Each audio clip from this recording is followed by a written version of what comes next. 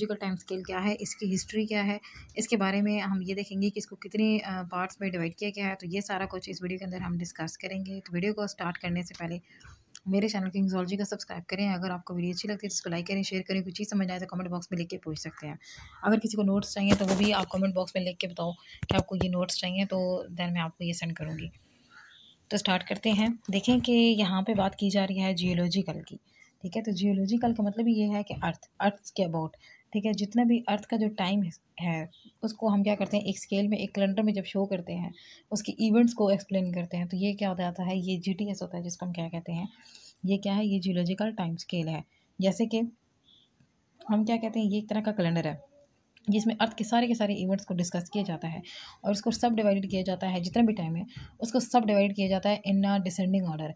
यानी descending order क्या होता है कि ऊपर जो है ना वो सबसे यहाँ पे बड़ा सा रखा जाता है, ठीक है। उसके बाद छोटा, उसके बाद छोटा, उसके बाद छोटा, ठीक है। तो यूँ इस तरह डिसेंडिंग ऑर्डर में जितना भी टाइम है उसको डिवाइड किया गया है और इस वजह से हम इसको क्या कहते हैं, ये क्या है, ये डिसेंडिंग ऑर्डर है। सबसे पहले जो है, जो टाइम है सबसे बड़ा, ठीक है, उसको हम कहते हैं इयोन। ये सबसे लार्जेस्ट होता है एंड हम क्या करते हैं कि मोस्टली जो जितने भी अर्थ के इवेंट्स हैं उनको सबसे पहले इयोन्स में डिवाइड कर देते हैं। ये 1 बिलियन के बराबर होता है।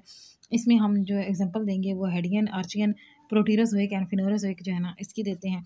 एंड इसको आप क्या कहते हो कि ये क्या है, ये प्री कैम्ब्रियन सुपर इयोन है। सुपर इयोन मतलब सबसे बड़ा टाइम पीरियड है।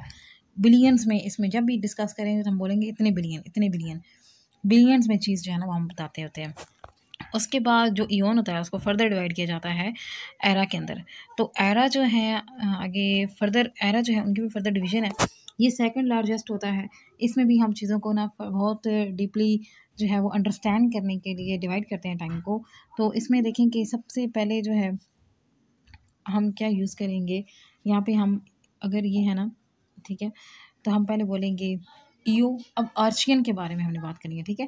तो ये लिखा हुआ है आर्चियन, मैंने ये सारा नहीं लिखा, इसलिए ईओ आर्चियन, पिलियो आर्चियन, मीजो आर्चियन, ठीक है, एंड साथ में नियो आर्चियन।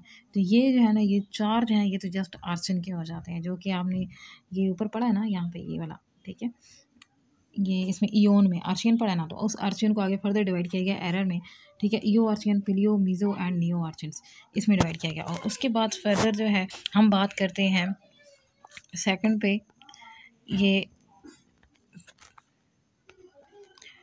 देखिए, ये जो है ना ये, ठीक है, पिटीरोजोइक। अब ये जो है ना प्रोटेरोजोइक जो है इसको भी हम डिवाइड कर देते हैं 3 में, ठीक है। पिलियोपिटेरोजोइक, मीजोपिटेरोजोइक एंड नियोपिटेरोजोइक, ठीक है। तो ये 3 में डिवाइड कर दिया गया है। ये भी जो है ना जो इयोन था उसके अंदर पिटेरोजोइक था, तब हमने इसको क्या किया, फर्दर डिवाइड कर दिया है। उसके आगे एक पिलियो, एक मीजो एंड एक नियो में। और उसके बाद जो थर्ड है उसमें भी हमने क्या करना है कि जो आ जाएगा हमारे पास जोइक, ठीक है। प्रोटीरोजोइक भी हो गया, आर्चियन भी हो गया। अब हम बात करनी है जोइक की। तो अब इसको भी हम डिवाइड कर देंगे। ये देखें कि सीनोजोइक, मीजोजोइक, पैलोजोइक। तो ये सारा जो है ना, ये देखें इस तरह से एरास जो है उनको फर्दर डिवाइड कर दिया जाता है और उनके इस तरह से नाम रखे गए हैं। तो ये इयोन थे, ठीक है। इयोन, ये आर्चियन हो गया, ठीक है, प्रोटीरोजोइक हो गया और फिनेरोजोइक हो गया। ये सारे इन तीनों को आगे फर्दर डिवाइड किया गया। ये ईओ, पिलियो, मीजो एंड नियो। इसमें भी क्या है, पिलियो, मीजो एंड नियो, इसमें 3। और इसमें जो है ना, इसमें हमारे पास 2 आ जाते हैं, एक आ जाता है मीजो एंड दूसरा आता है पिलियो। तो ये इस तरह से इन तीनों को डिवाइड कर दिया गया है एरा के अंदर। अब एरा से आगे जो है ना वो स्टार्ट होते हैं पीरियड्स के। ये जो है देखें पीरियड्स जो है ना ये हम थर्ड डिवीजन कहते हैं। इसमें भी क्या किया जाता है कि जितनी भी ओरिजिन ऑफ अर्थ है उसके बारे में बताया जाता है, इवेंट्स के बारे में बताया जाता है और ये एरा के आगे फर्दर डिवीजन होती है। एंड जैसे कि अगर आप ना मतलब पढ़ते हो, जैसे हम ना यहाँ पे पढ़ेंगे प्री कैम्ब्रियन लाइफ पढ़ेंगे, पोस्ट कैम्ब्रियन, ठीक है, पैलियोजोइक पढ़ेंगे, मीजोजोइक पढ़ेंगे, सीनोजोइक पढ़ेंगे। तो उनके आगे से फर्दर डिवीजन जब करेंगे तो उसमें फिर हम पीरियड्स कहते हैं। जैसे कि डेवोनियन पीरियड हो गया, सिलोरियन हो गया, कैम्ब्रियन हो गया, परमियन हो गया। तो ये सारे के सारे उसमें आ जाते हैं। ये फर्दर जब हम आगे इस चैप्टर में मूव करेंगे ना, मूव ऑन करेंगे, तो फिर आपको ये सारी चीज़ें ज़्यादा क्लियर हो जाएंगी। उसके बाद क्या किया जाता है, इपोचिस में जो है ना आगे फर्दर डिवाइड किया जाता है पीरियड्स को। तो उसमें आ जाता है मियो सीन आ जाता है, प्लियोसीन आ जाता है, प्लेस्टोसीन एंड होलोसीन। तो ये जब एवोल्यूशन ऑफ मैन हुई थी ना, तो ये उस वक्त ये सारे के सारे जो इपोचिस थी इनको डिस्कस किया गया था। ये भी जो नेक्स्ट चैप्टर है उसके अंदर ये सारी चीज़ें हम पढ़ेंगे।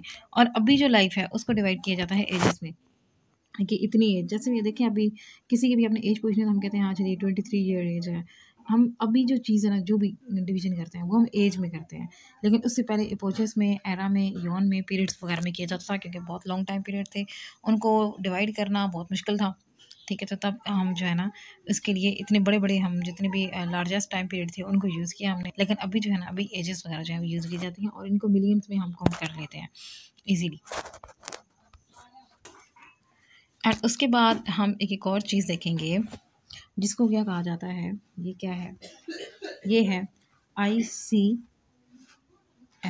ठीक है, तो ये ICS वो कंप्यूटर वाली साइंस नहीं पढ़नी। ठीक है, इसमें क्या होगा कि आई का मतलब होता है इंटरनेशनल, एंड जो सी है इसका मतलब होता है क्रोनोस्ट्रेटोग्राफिक, एंड ये होता है चार्ट। तो आपने क्या करना होता है, इसमें जितने भी चार्ट्स वगैरह होते हैं उनको डिस्कस करना होता है इंटरनेशनल लेवल पे।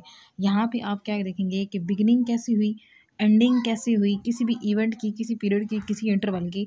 देखिए अब एक पीरियड चला है ना, ठीक है, तो उसके बाद क्या होता है कि फिर फ़ौरन उसकी एंडिंग होती है, या ग्लेसिएशन हो जाएगी, या कोई स्टेरॉइड टकरा जाएगा जिससे डायनासोर्स खत्म हो गए।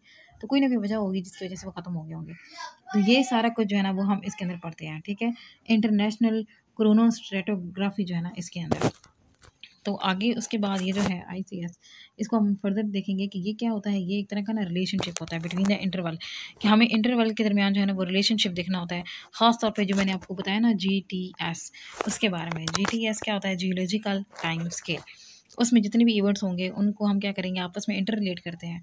तो ये जो है ना, ये क्या होता है ना, ये हमारे पास आ जाता है ICS आ जाता है, यानी इंटरनेशनल कमीशन ऑन स्ट्रेटोग्राफी। ठीक है, इसको याद रखना है, इंटरनेशनल कमीशन ऑन स्ट्रेटोग्राफी। तो ये चीज़ है। और इसी तरह इंटरनेशनल क्रोनो स्ट्रेटोग्राफिक चार्ट, तो जो उसको करने के लिए चार्ट बनाया जाएगा वो इस तरह से होता है। ठीक है, उसको चार्ट बोलेंगे, लेकिन वैसे जो है ना ये होती है इंटरनेशनल कमीशन स्ट्रेटोग्राफी जो है ये होती है। और GTS के बारे में ये हमें बता रहे होते हैं कि किस तरह से कितना टाइम पीरियड जो है ना वो डिवाइड हुआ है। अभी हम देखेंगे हिस्ट्री के, किस तरह से हिस्ट्री है, जियोलॉजिकल टाइम स्केल किस तरह से बनाया गया था और क्यों बनाया गया था। ये हम थोड़ी सी हिस्ट्री पढ़ेंगे, उसके बाद आगे हम फर्दर टाइम पीरियड पे जाएंगे।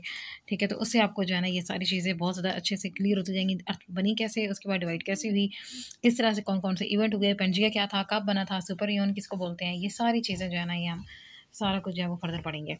तो यहाँ पे सबसे पहले हम देखनी है इस्टेब्लिशमेंट, कि जो इस्टेब्लिशमेंट है, ठीक है, सबसे प्राइमरी प्रिंसिपल जो है ना उसका किसने दिया था, कि जितनी भी अर्थ बनी हुई है उसकी जितनी भी इस्टेब्लिशमेंट अभी हुई हुई है उसके बारे में जो पहला प्रिंसिपल था वो किसने दिया था। वो दिया था स्टीनो ने, इन 17th सेंचुरी में दिया था उसने। एंड इसने क्या किया था, रॉक्स की जो लेयर्स हैं उनको स्टडी किया था, स्ट्रेटा को उसने स्टडी किया था, और GTS के बारे में उसने बताया था, सक्सेशन के बारे में उसने ये सारी चीज़ें जो है ना वो हमें एक्सप्लेन की थी। यहाँ पे उसने बताया था कि किस तरह से स्लाइस ऑफ टाइम जो है ना वो रिप्रेजेंट किए गए हैं। तो ये सारा का सारा जो है ना, मतलब ये नेचुरली बाय नेचर ने हमारे लिए टाइम जो है वो बता दिया है। तो उसको फिर उसने क्या कहा था कि ये क्या है, ये लॉ ऑफ ना सुपर पोजिशन है, जिसमें ओल्डर जो होती हैं वो अबव होती हैं, एंड जो यंगर होती हैं, ठीक है, वो होती हैं वो बिलो इट होती हैं। अब देखें, अब इसका मतलब क्या है। इसका मतलब मैं आपको समझाती हूँ कि उसने क्या किया था, रॉक्स को स्टडी किया था। ठीक है, तो उसको ना इसने क्या किया था, ऐसे मतलब इस तरह से उसको रॉक्स मिली थी। अब रॉक्स जो थी वो किस तरह से हुई थी, कि मतलब ना एक रॉक का कलर जो था वो और था, दूसरी जो थी उसका ये इस तरह मतलब ये कर लें, ठीक है, ये पर्पल हो गया, और इस तरह ना ये आगे रेड कर ले। तो ये इसको दरअसल मिली क्या थी, ये इसको रॉक्स मिली थी। ठीक है, ये इस तरह से, ठीक है, ये इसको रॉक्स मिली थी इस तरह से। अब हुआ क्या, अब उसने कहा था कि ये बाय नेचर हमारे लिए क्या है, ये स्लाइस ऑफ टाइम है। जैसे कि ये देखें 1 2 3 4 5, ये तकरीबन 5 मैंने बनाए हैं। तो उसने बोला था कि ये जो सबसे ओल्डर है ना, ठीक है, जो सबसे ओल्डर रॉक होगी वो ये नीचे वाली होगी, और जो सबसे यंगर होगी ना वो सबसे ऊपर वाली होगी। अब ये जो है ना ये डिफरेंट टाइम के अंदर ये डिफरेंट रॉक्स बनी हैं, डिफरेंट टाइम के अंदर डिफरेंट रॉक्स बनी हैं। और उसके बाद एक और हमारी हेल्प हो गई थी, वो इस तरह से कि हमें जो है यहाँ पे मिल गए थे फॉसिल्स। ठीक है, इधर भी फॉसिल मिल गए थे, इधर मिल गए थे। ठीक है, ये 3 तरह के फॉसिल हमें इस रॉक में मिल गए, मतलब ये कि ये इस पीरियड में उस टाइम के में ना मौजूद थे। ठीक है, तो फिर ये हमें इसमें कुछ मिल गए, कुछ हमें इसमें मिल गए, क्योंकि ये रॉक्स थी, ज़ाहिर-सी बात है, जब जिनकी डेथ होती थी ऑर्गेनिज़म्स की वो नीचे दब जाते थे, ठीक है, बरीड हो जाते थे, तो उससे क्या होता था कि ना ये इनके फॉसिल्स बन जाते थे, और ये फॉसिल्स हमें मिले हैं। तो इस तरह से क्या हुआ कि हमें जो है ना इन चीज़ों के बारे में पता लगा। तो तब जो स्टीनो था उसने कहा था कि ये क्या है, ये है, इसका मतलब यही है कि जो older than those above it, जो सबसे ओल्डर होगी ना वो सबसे लो लेवल पे होगी, ठीक है। ये वाली जो होगी ये सबसे ओल्डर होगी, और जो सबसे यंगर होगी ना वो सबसे ऊपर होगी, ये वाली। और ये जो है ना ये दरमियान वाला टाइम है। तो ये बाय नेचर हमें जो है ना अल्लाह ताला ने पहले ही बता दिया कि कौन सी चीज़ जो है ना वो कितने टाइम में थी और किस तरह से थी। तो ये बाय नेचर हमारे अंदर मौजूद है, जिसकी वजह से हमने क्या किया है, टाइम का अंदाज़ा लगा लिया, और ये हमारे लिए स्लाइस ऑफ टाइम है, जिसकी वजह से हमें पता लग गया है कि जे जीटीएस जो है वो क्या है। उसके बाद जो था नेपच्यूनस थ्योरी, उसके बारे में देखेंगे कि एक नेपच्यून था, और उसने भी एक थ्योरी दी थी, और उसने ये कहा था, उसने 18 सेंचुरी में थ्योरी दी थी, एंड उसने भी क्या किया था, जितनी रॉक की जो प्रेसिपिटेशन है, ठीक है, उसको उसने बोला था कि जितनी भी प्रेसिपिटेशन हुई है वो सारी की सारी एक ही सिंगल फ्लड के अंदर हुई है, जिसको नो फ्लड बोलते हैं, ठीक है। मतलब उस वक्त दुनिया मुकम्मल एक तरह से ख़त्म हो गई थी, पूरी दुनिया पे पानी पानी हो गया था, पूरे फ्लड इतना बड़ा आया था। तो उसके बाद वो हम सारा पढ़ा हुआ है हमने कि किस तरह से एक कश्ती थी, और उसके अंदर वो कुछ जो है वो ऑर्गेनिजम्स बचे थे, कुछ एनिमल्स बचा लिए गए थे, कुछ बर्ड्स बचा लिए गए थे, और इस तरह कुछ जो है वो इंसान जो थे वो बच गए थे, और उसके बाद फिर आगे फर्दर लाइफ स्टार्ट हुई थी। इसलिए आदम सानी जो है ना वो हज़रत नूह अलैहिस्सलाम को बोला जाता है।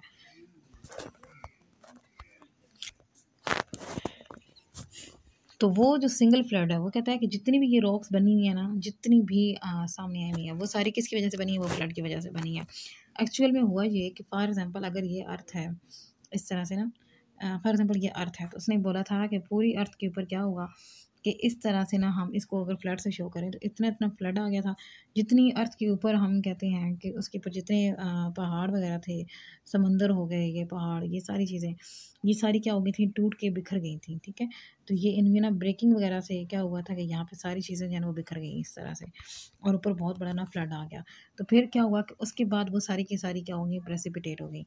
इस तरह आप समझ लें कि ये सारे जो है ना, ठीक है, ये अर्थ के ऊपर चीज़ें प्रेसिपिटेट हो गई, कहीं ज़्यादा प्रेसिपिटेट होंगी तो वहाँ दोबारा से पहाड़ बन गए, ठीक है। इस तरह से कहीं जहाँ जहाँ ज़्यादा प्रेसिपिटेट है वहाँ पहाड़ बन गए हैं, ठीक है, बड़ी बड़ी चट्टानें बन गई हैं, और कुछ जगह पे जो है ना वो क्या हुआ है कि कुछ जगह ऐसे ही रह गई है, कुछ जगह जो है ना वो डेज़र्ट बन गए हैं। तो इसने कहा था कि ये जितना भी हमें रॉक्स के बारे में पता लग रहा है, जितना अर्थ के बारे में पता लग रहा है, ये सारा जो है ना ये सिंगल एक जो जितना फ्लड था उसके बाद हुआ था। और ये जो वाटर था, ये ग्रीन वाली जो लाइन है, ठीक है, तो वाटर जो था ना इसका लेवल फिर बाद में लो हो गया था। तो वो कहता है कि ये सारा कुछ जो है ना ये इस वजह से हुआ है, एक सिंगल फ्लड की वजह से हुआ है, जो उसमें सारी की सारी रॉक्स प्रेसिपिटेट हुई थी, तब जाके ये चीज़ें मिली हैं। और ये जितनी भी चीज़ें हमें मिल रही हैं रॉक्स के अंदर के, वो मर चुकी हैं या उनके फॉसिल्स मिल रहे हैं, ये उसी वक्त पूरी दुनिया जब ख़त्म हुई थी, पूरी दुनिया पे पानी आ गया था, तो फ्लड आ गया था, तो ये उस टाइम जो है ना ये सारी चीज़ें हुई हैं, ये जितने भी ऑर्गेनिज्म की डेथ हुई है ये सारी उसी टाइम हुई है। उसके बाद एक जेम्स हटन है, ठीक है, उसने थ्योरी दी थी, और उसने 19 सेंचुरी में दी थी। उसने ये बोला था कि यहाँ पे अर्थ जो है ना वो शुरू में बहुत ज़्यादा हॉट थी, बेहद हॉट, ठीक है। उसके बाद जो है वो एक तरह का ना इंजन का काम कर रही होती है, अभी भी हॉट है, लेकिन अर्थ पहले बहुत हॉट थी, लेकिन अभी वो क्या है, अभी वो कोल्डर है, जिसकी वजह से वहाँ पे लाइफ है। फिर वो कहता है कि अर्थ जो है ना वो इनर साइड से क्या है, वो बहुत ज़्यादा हॉट है, और वो उसकी ना वो जो हॉटनेस है वो एक इंजन का काम करेंगे, और वो जो इंजन है वो क्या करता है, न्यू रॉक्स बना देता है, और फिर लैंड जो है ना वो एरोड होती है। मतलब ये कि लैंड फिर जब टूटती है, वो जो रॉक्स जब टूटती हैं, तो फिर एयर के ज़रिए या वाटर के ज़रिए वो क्या करते हैं, दूर दराज एरिया में चले जाते हैं, और फिर वहाँ पर उनकी डिपोजिशन होती है, जिसकी वजह से क्या होता है, सेडिमेंट्री रॉक्स वगैरह बनती हैं, स्टोन्स वगैरह बनते हैं, और इस तरह जो है ना वो बाकी फर्दर हमें अपलिफ्ट होती है, और ये क्या बनता है, ये अब बनते हैं प्लेटोनिज़म्स बनते हैं। इस पूरे को उसने प्लेटोनिज़्म का जो है ना वो नाम दे दिया था। तो अभी देखें इसमें हुआ क्या, इसमें उसने ये चीज़ बताई है कि इस तरह से जो है ना ये क्या है, ये अर्थ है, ठीक है। तो अर्थ के ऊपर ये जो ऐसा करते हैं, ब्लू कवरिंग दे देते हैं, ठीक है। ये समझ लें कि ये उसकी जो है ना ये एटमॉस्फेयर हो गई, ठीक है, ये उसकी एटमॉस्फेयर हो गई। और जो ग्रीन है, ठीक है, यहाँ पे ग्रीन बताते हैं, तो ये जो ग्रीन है ये उसकी क्या है, ये उसकी यहाँ पे हम शो करा देते हैं कि ये उसकी क्या है, ये उसकी क्रस्ट है, ठीक है, ये उसकी क्रस्ट हो गई। और उसके अंदर जो है ना जो हमने शो करवाना है, जो लावा स्टेट शो करवानी है, तो ये सारा क्या है, ये उसके अंदर जो भी है ये सारा येलो येलो, ये हम बता देते हैं कि ये उसका क्या है, ये मैग्मा है। ठीक है, तो ये सारा मैग्मा है। अब हुआ क्या कि वो कहते हैं कि ये तो जितना भी हॉट मैग्मा है अर्थ के अंदर, वो इंजन का काम करता है। उस इंजन की वजह से क्या होता है कि ये प्रेशर बनाता है क्रस्ट के ऊपर प्रेशर बना के ना यहाँ बाहर निकल आता है।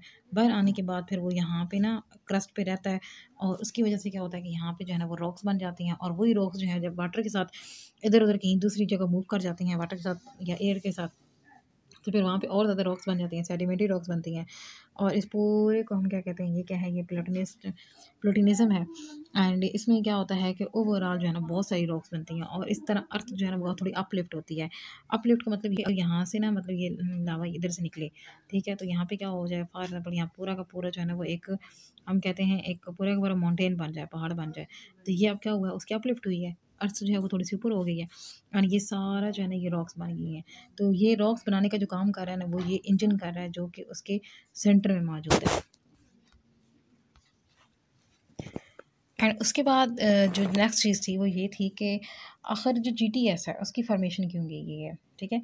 फॉर्मेशन अब जितना भी जीटीएस है वो कैसे बनाया गया, तो ये बनाया था वर्नर स्टीनर था, उसने बनाया था। एंड उसने बताया था कि जो रॉक्स हैं उसको उसने फॉलोइंग जो है ना उन टाइप्स में डिवाइड कर दिया था। उसने बोला था प्राइमरी रॉक्स हैं, सेकेंडरी रॉक्स हैं, टर्शियरी हैं और क्वाटरनरी हैं। ये सारी की सारी रॉक्स हैं। और स्मिथ एंड कोवियर जो था उन्होंने क्या किया था, उन्होंने फोसिल्स स्ट्रेटा जो था वो निकाल लिया था, और फोसिल्स के जितने भी टाइम पीरियड्स के साथ उन्होंने क्या किया था, एक रिलेशनशिप बना लिया था। तब जाके ये जो है ना ये जीटीएस बनाया गया था। जीटीएस जियोलॉजिकल टाइम स्केल है, और इसको बनाने में वर्नर का, ठीक है, स्मिथ एंड कोवियर जो है इनका तीनों का बहुत इंपॉर्टेंट रोल है।